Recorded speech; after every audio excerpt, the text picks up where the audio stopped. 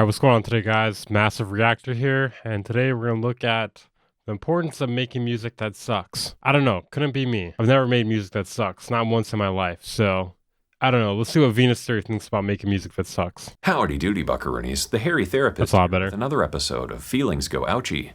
As creators, we naturally strive for perfection. We want to create the best possible form of our work, and why wouldn't we? It's hard to not want to be awesome. I kind of feel like that song, I don't know. I like it. It sounded like there was another song playing in the background, like an ad started playing in the background or something. I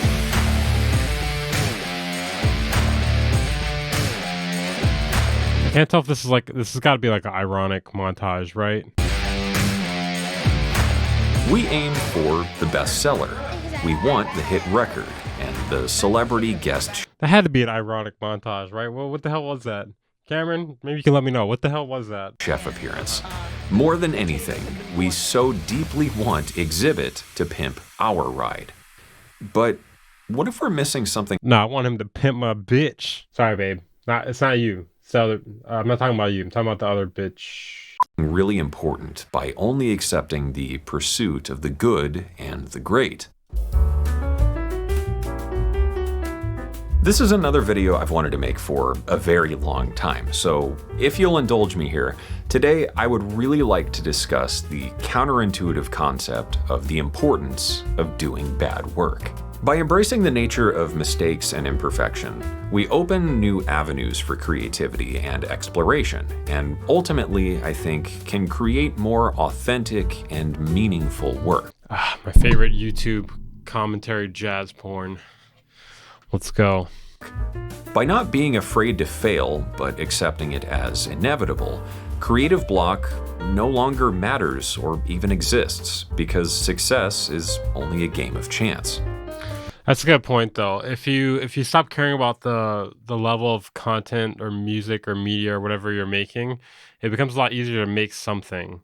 And by making something, it allows you to potentially make something good. A lot of people that run into like writer's block, I think they get to a state where they're just like, I don't know how to make something good. And I think you just gotta let go of the good. Just you gotta make something. And then sometimes that something is something good. Maybe I'm just saying what he was saying in another set of words, but I've had this same thought process before. Maybe it's time to embrace the suck. And maybe not sucking in the first place is what's holding back your creativity. Shitty framing device time. Johnny has a quarter, and he assumes that flipping it a few times will give him a 50-50 chance of landing on heads each time. What Johnny doesn't— Hold on. Be right back. My house is burning down. this is a lie. But to understand why, we need to do a little bit of that math number speak stuff. Surprisingly, even if we land on heads 3 times out of 10 total tosses, that's actually well within the bounds of what would be considered normal. To get a more reliable 50-50 distribution, we need to increase the number of total flips. So what does this have to do with anything? If you go out and write 10 songs, not all of them are going to be good. If you submitted your book to 100 publishers, they're not all going to want to sign it. If you baked 100 cakes, they're not all equally cakey. In any system of chance, success has to have an opposite. That's just a plain and simple fact. No matter how good you are at something and no matter how hard you try, eventually you— I think the thing that's different with music specifically or videos is since it's creative, you're trying to create something different every single time. Whereas if you're making a cake, the same type of cake every time, you could perfect making that same cake over and over and over. But with a beat, you're trying to make something slightly different, or a piece of music or a video or whatever. You're trying to make something slightly different every single time. That way you're not just making the same exact song over and over. And because of that, it forces you to be different. And by virtue of being different, you can make something that's better or worse. will fail at it. But success and failure are just a part of life, and although we're not necessarily quick to admit it, everybody experiences failure. This might seem pretty obvious on the surface, but I think that this is the true root of the problem here, and that's really hard to see when you're drowning in 100 failed attempts at making something great. After writing— I don't know though, you fail 100 times or something. Might be time to pack it up, man. Might be time to pack it up. Oh, I think it's over. The high of a good creative result, it's hard to not feel this subconscious expectation that your next attempt at doing the thing is going to yield something of equal or greater value, but that's ridiculous when you really think about it. But this mindset of go big or go home is made all too easy to buy into thanks to all the bullshit we're constantly fed on things like social media. Everyone else is out there succeeding, so why aren't you? They only present the success. Oh, yeah, I think that's what he's getting at here.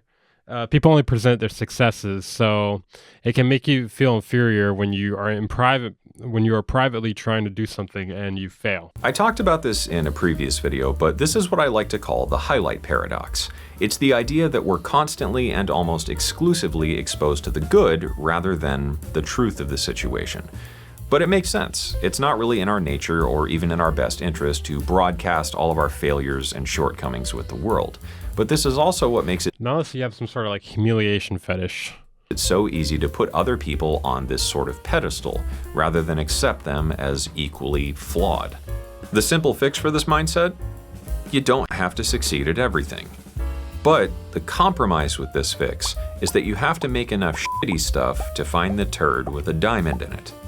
More simply put, there's no way to make great work without doing work. Where the idea of making bad work seems to fall off with a lot of creators, though, is the idea that bad work has no value, so it's not worth making. And you can't force creativity, so Well, oftentimes when you make something that's not, usable or to the highest standards, you could use it for something else. It can be repurposed, like whether it's like for drum loops, drum samples, you can maybe use it for another song. Like the ideas are endless here. what's the point in trying to be creative when there's nothing that you can make that's going to be any good? But defining value this way means it's contingent on other people using or enjoying the thing. But I don't think that's really the point.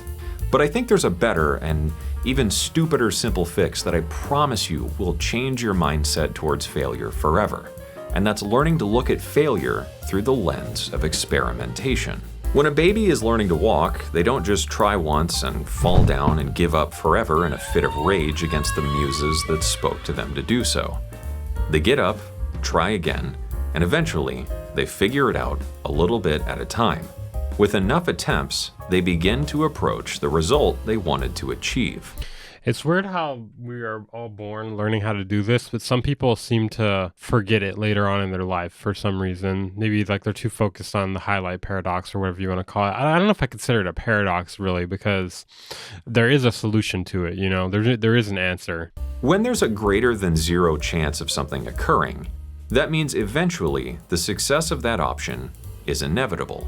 As much as I'd like to sit here being Mr. Blow Smoke Up Your Ass, hey, you can do it, champ, all you gotta do is believe, that's not the truth, and that's not the reality of the situation.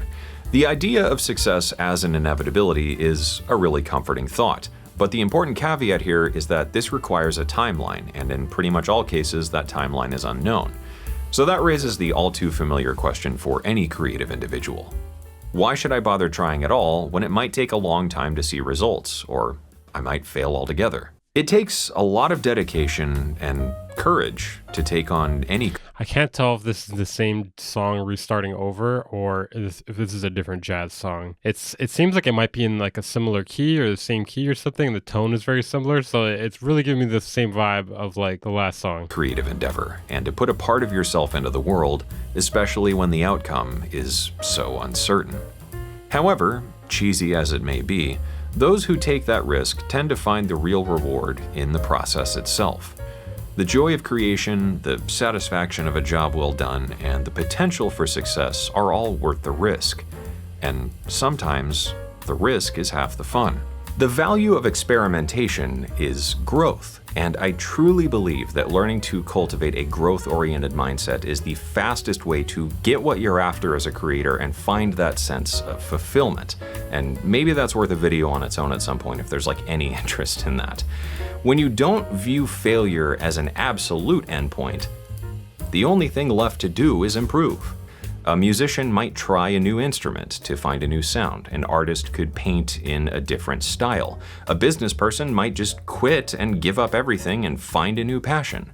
Like the saying goes, If you want to make an omelet, you gotta fuck up a few eggs. By removing restrictions and I'm not sure if that's how that saying goes, but I can't remember. expectations and learning to embrace the idea Never understood why do these headphones have these, why, what is this shit? Why is it like this? Why are you like this? of disturbing a system of components, you can discover new ideas, learn more about yourself, and push the boundaries you didn't even know existed. A while back, I made an instrument library out of a viola, specifically because I didn't know how to play it. Dumb as this idea might have been, with how difficult the viola is to master, learning to embrace my absolute failure at doing things right, I was instead free to do them wrong, and I ended up with one of my favorite string libraries because of it. I cannot stress Yeah. What a flex. What a flex. Can you believe this guy? Sorry, house was burning down again. enough the importance of being willing to take risks with creativity. The best risks aren't just the big ones. I think that those are the only risks worth taking if you truly want to make progress as a creator. Unless you're risking your ability to win a fight with a freight train. Maybe don't do that. Perfection, by definition, is You can't tell me what to do, okay? If I'm gonna suck at that, that's my own business. unattainable. And perfectionism is one of the most well-known double-edged swords to creators. It's helpful to make you want to put in the work and effort, but it's also something that leads to an unhealthy focus on self-criticism and an inability to accept the results of anything less. Instead, learning to adopt a growth mindset with creativity not only helps you to set realistic goals and standards, it allows you to focus more on self-improvement and progress, both of which you can actually measure. A true sense of fulfillment comes from experience and isn't contingent on an outcome. But if after all this you're still left wondering why you should bother creating in the first place, maybe it's worth remembering that entropy means everything ends in chaos, and no matter what you do, it all ends up useless anyway. Maybe my friend Carl put it best. It don't matter. None of this matters. I really enjoy making these videos on the mental health aspects and the philosophy aspects of creating because I think they're interesting and they're things we don't tend to talk about very openly, which is unfortunate.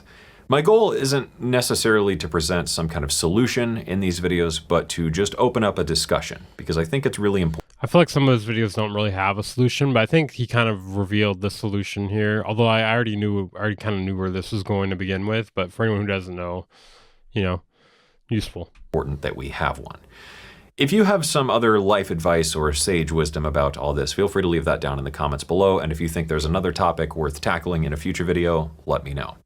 If you want to support the channel and more videos like this one, you can do so with the links down in the description. There's a ton of ways you can do that. I do appreciate it. And of course, as always, thank you for watching. I hope you enjoyed it. I hope you learned something. And I hope this inspires you to get out there and make something awesome. See, what he should have said is, I hope this inspires you to get out there and make something awful. No, seriously, something fucking terrible. That's the difference between mine and his videos. I would end this video telling you to go out there and make something terrible. And clearly I'm being ironic, but yeah. Okay, what can I say? That was a pretty sucky video. It was great. Definitely a good topic. I've never really seen anyone talk about it, but I've definitely thought of this issue myself before because, not everything you make is going to be as good as the last thing you made or the best last thing you made.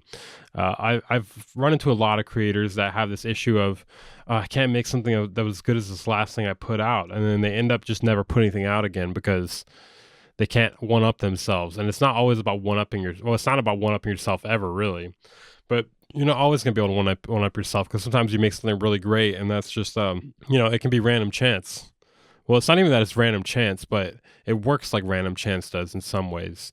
And because of that, like you're not going to be able to one up yourself consistently like that all the time, especially if you're expecting every single thing you make to be as good as the last thing you made. It's one thing to expect the next release to be as good as the last release or better than the last release, but even that's a really high expectation to have for yourself, Anyways, good video. Like this video if you enjoyed it. Make sure to check out the original video from Venus Theory if you haven't. Should I do more reaction videos? I'm going to because this is easy content and I feel like it's a great way to have a discussion about something without sitting down and working on it for hours and hours and hours. Like you can present your own opinions without having to spend 12 hours on something, you know? All right, check out my main channel if you haven't. See you guys in the next video.